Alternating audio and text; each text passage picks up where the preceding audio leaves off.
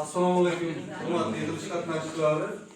Bizlar mana bu yil boshidan yanvar oyidan boshlab uchrashuv o'tkazib kelamiz. Tadbirkorlarga kreditga bo'lgan ehtiyojini o'rganib, bankimizda bor produktlar bilan tanishtirib, mijozlarda bor mana bu nima hujjatlarda kamchilik bor, nima muammolar bor shuni o'rganib, o'sha muammolarni yechimini qilib, kredit ajratish orqali yangi bo'sh o'rinlar yaratishdan iborat bizning yig'ilishimizning asosiy maqsadi.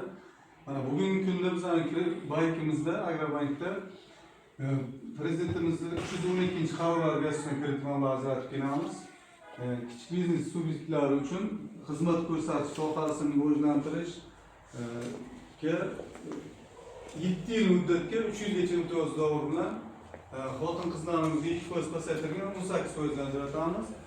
Qonun tuman 4-to'lqinda bo'lganligi uchun 20% dan rahbar erkak xususiy 20% dan ajratamiz. Bundan tashqari bizda yuridik shaxslarimizga Express aylanma, Express avto, Express kreditlarimiz bor.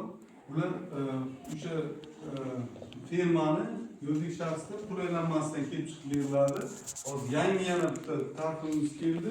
6 oygacha faoliyat yuritgan bo'lsa ham, yangi firma bo'lsa ham kredit ajratsak bo'ladi.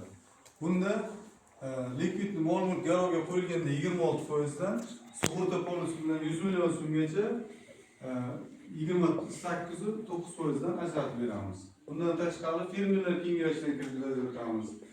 Tumanimiz asosan chorvachilikka moslashgani uchun hozir chorvachilikka ajratib kelyapmiz. Chorvachilikka 1 yil imtiyozli bilan 4 yilgacha muddatga fermerlar kengashi mablag'ini ajratamiz.